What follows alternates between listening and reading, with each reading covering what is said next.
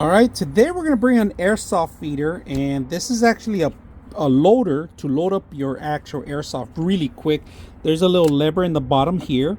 All you got to do is just pretty much load it up with all your airsoft pellets here and just do the magic, and that's it. That's pretty much what it is. So we're going to put it together. All you got to do is put your pellets in here, unlock this, and just start twisting it, and it'll start feeding your airsoft magazine. So today we're going to test it out and see how it works. All right, I like that they give you a little wrench so you could tighten it up in case it's not tight enough or it's not working for you.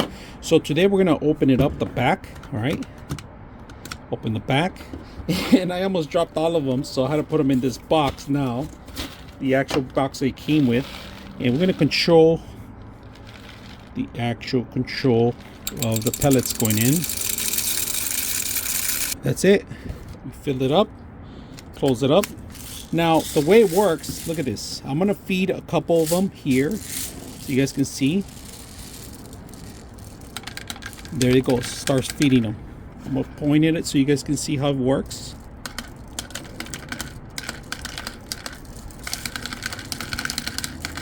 That's pretty much how you feed the actual magazine. All right, we're gonna actually load up the magazine, and there's a couple of ways to do it on the magazine. Doesn't have any recoil, so we're gonna go here.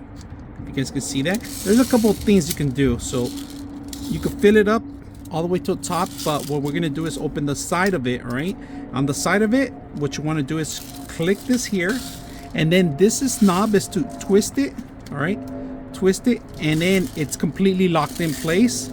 All you got to do is open it up, twist it back, and transfer the pellets. We're transferring the pellets, and that's it. Very simple. So make sure that when you transfer the pellets, release the mechanism on the side, and there's all the pellets. Oops, all the pellets that we got, and that's it. Hope you guys enjoyed the video.